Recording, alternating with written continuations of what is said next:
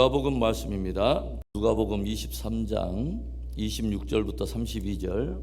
그들이 예수를 끌고 갈 때에 시몬이라 하는 구레네 사람이 시골에서 오는 것을 붙들어 그에게 십자가를 지워 예수를 따르게 하더라. 또 백성과 및 그를 위하여 가슴을 치며 슬피 우는 여자의 큰 무리가 따라오는지라. 예수께서 돌이켜 그들을 향하여 이르시되 예루살렘의 딸들아, 나를 위하여 울지 말고 너희와 너희 자녀를 위하여 울라. 보라, 날이 이르면 사람이 말하기를 잉태하지 못하는 이와 해산하지 못한 배와 먹이지 못한 젖이 복이 있다 하리라. 그때 사람이 산들을 대하여 우리 위에 무너지라 하며 작은 산들을 대하여 우리를 덮으라 하리라. 푸른 나무에도 이같이 하거든 마른 나무에는 어떻게 되리요 하시니라.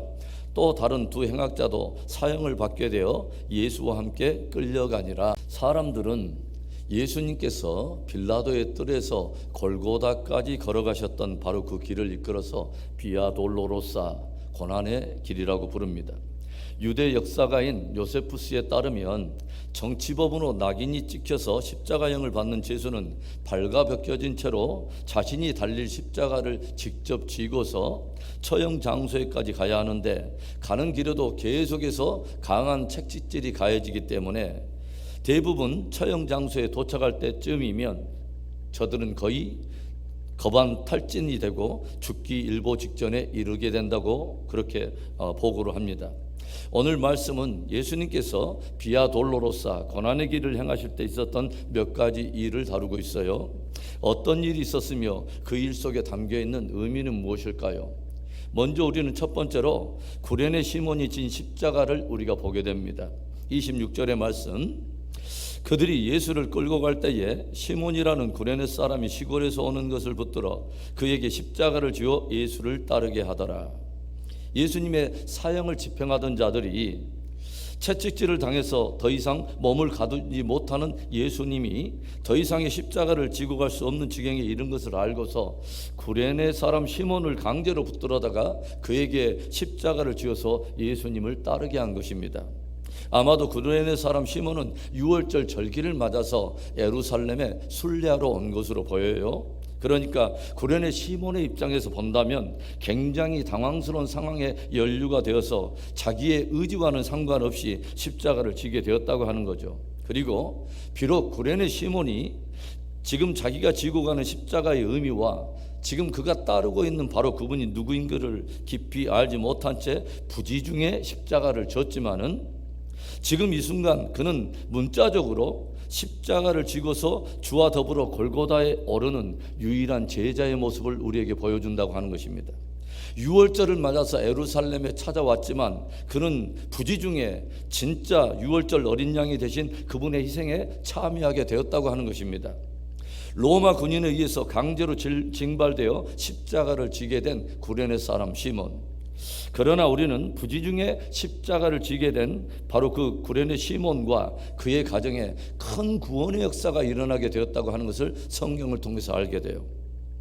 사도 바울이 구원에 관한 모든 것을 그 서신에 담아서 기록하고 있는 로마서 그 가운데 마지막 16장을 보면 사도 바울이 자신의 사역을 뒤돌아보며 자신과 함께 했던 믿음의 동역자들을 기억하고 한 사람 한 사람을 열거하며 그들을 진술하고 있는 것을 우리가 보게 되는데, 그 가운데 이런 구절이 있습니다. 로마서 16장 13절의 말씀에 주 안에서 택하심을 받은 루포와 그의 어머니에게 문안하라. 그의 어머니는 곧 내 어머니니라.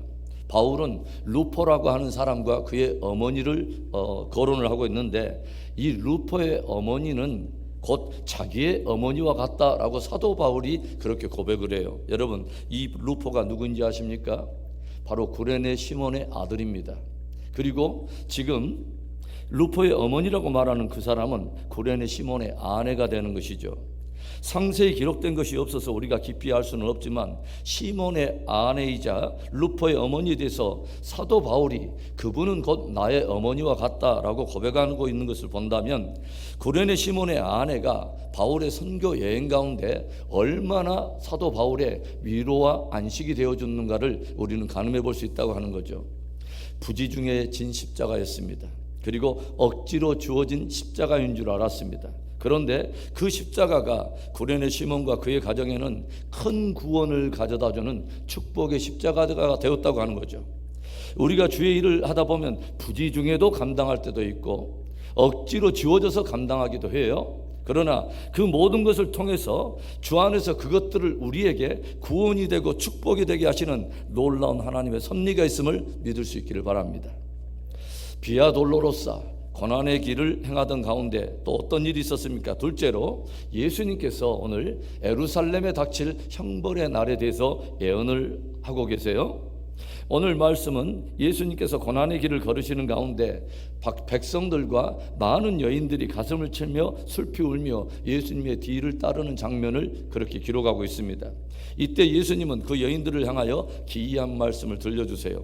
28절과 29절의 말씀, 예수께서 돌이켜 그들을 향하여 이르시되 예루살렘의 딸들아 나를 위하여 울지 말고 너희와 너희 자녀를 위하여 울라.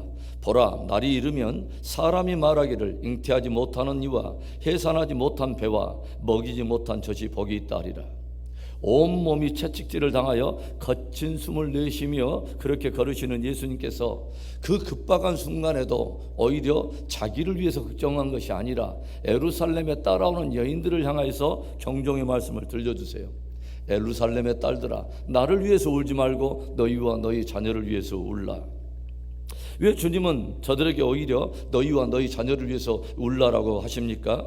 예수님은 잠시 후에 예루살렘에 불어닥칠 엄청난 큰 형벌의 날을 미리 알고 계시고 미리 보고 계신다고 하는 것이죠.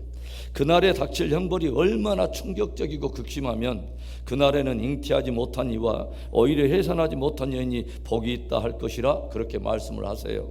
얼마 있지 않아서 예루살렘이 로마 군인들을 위해서 얼마나 처참하게 짓밟히고 얼마나 처참하게 능욕을 당하며 파괴될 것인가를 주님이 말씀하신 것입니다. 실제로 AD 70년에 로마의 디도 장군이 이끄는 많은 군사들은 예루살렘을 처참하게 짓밟아 버렸고 성전에 돌 하나도 돌 위에 남지 않도록 그렇게 철저하게 약탈했고 어린아이들까지 돌에 메어쳐서 죽였다고 역사는 기록하고 있어요. 예수님께서는 채찍에 맞고 십자가를 지고 가는 자기를 위해서 울고 있는 여인들을 향해서 오히려 너희와 너희 자녀를 위해 울라 말씀하시면서 또 이런 의미 있는 말씀을 덧붙이십니다. 31절에 푸른 나무에도 이같이 하거든 마른 나무에는 어떻게 되리요 하시니라. 무슨 의미일까요? 죄가 없는 의로운 자도 이렇게 십자가를 통해서 환난을 당하게 되었다면 죄로 말미암아 황폐한 자들이 가득한 이 예루살렘은 과연 얼마나 더 큰 환난과 형벌을 당하게 될 것인가 하는 것입니다. 죄 없는 당신의 아들을 십자가에 못 박아버린 이 죄악의 도성에 대해서 하나님의 진노가 얼마나 강력하게 풀어질 것인가를 주님께서 경고하여 들려주신 것이죠. 우리가 오늘 예수님의 말씀을 통해서 경종을 받는 것이 무엇입니까? 하나님의 아들이신 예수를 거절하고 팔아버리고 죽음에 넘긴 예루살렘을 향해서 너희는 너희와 너희 자녀를 위하여 울라. 예수님이 그렇게 말씀하셨다면 하나님의 아들이신 예수의 복음에 관한 복음을 거부하고 또 배도한 영혼들과 저들이 받을 심판을 위해서는 우리가 또한 얼마나 많이 울어야 하는가 하는 것을 우리가 도전을 받게 됩니다. 히브리서 10장 28절과 29절의 말씀에는 이런 엄중한 말씀이 있어요.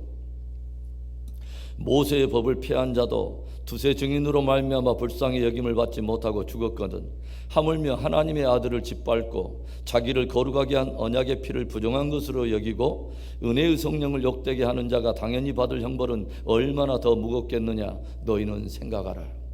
하나님의 아들을 버린 이 도성 예루살렘이 심판과 재앙을 면하지 못했다면 그 아들을 짓밟아 버리고 그리고 그 피를 의지해서 구원을 얻으라고 흘려주신 그 아들의 피를 부정한 것으로 받아들이며 이 생명 없는 복음에 대해서 보증해 주시는 성령을 욕되게 한 인생이 얼마나 무거운 형벌을 받게 될 것인가 너희들은 깊이 생각해 보라는 것이죠. 오늘 예수님의 말씀을 경종으로 받고 귀에 있을 때마다 복음을 증거하여 인생들로 생명과 구원을 얻게 하는 복된 저와 여러분의 생애가 되기를 주의 이름으로 축원합니다. 비아 돌로로사, 예수님께서 오늘 고난의 길을 행하던 가운데 또 어떤 일이 있었습니까? 마지막 세 번째, 오늘 말씀은 우리들에게 행악자와 더불어 끌려가시는 예수님의 모습을 보여주고 있어요. 오늘 마지막 32절에 또 다른 두 행악자도 사형을 받게 되어 예수와 함께 끌려가니라. 유대 종교 지도자들이 예수님을 로마 법정에 세워서 십자가형을 받도록 그렇게 유도한 것은 저들의 손에는 피 한 방울 묻히지 않고 로마 당국에 의해서 예수님을 처리해버리고자 하는 그런 의도가 있었어요. 그리고 또 한편으로는 종교적인 하나의 이유가 있었다고 하는 거죠. 신명기 21장 22절과 23절의 말씀에 사람이 만일 죽을 죄를 범함으로 내가 그를 죽여 나무 위에 달거든 그 시체를 나무 위에 밤새도록 두지 말고 그날에 장사하여 내 하나님 여호와께서 내게 기업으로 주시는 땅을 더럽히지 말라. 나무에 달린 자는 하나님께 저주를 받았음이니라. 누구든지 나무에 달린 자는 하나님께 저주를 받은 자로 규명하고 있는 이 율법을 따라서 만약에 예수님이 십자가에 달려 죽게 된다면 많은 유대인들은 예수님의 죽음에 대해서 저는 하나님께 저주를 받아서 죽은 자로서 낙인을 찍을 것이고 더 이상 예수님을 추종하지 않게 될 거라고 하는 것으로 저들은 생각을 하고 있었다고 하는 거죠. 그러나 하나님께서는 저주받은 자가 달리는 그 십자가를 이제는 그것을 믿는 자마다 구원을 얻게 되는 축복의 십자가로 바꿔버렸습니다.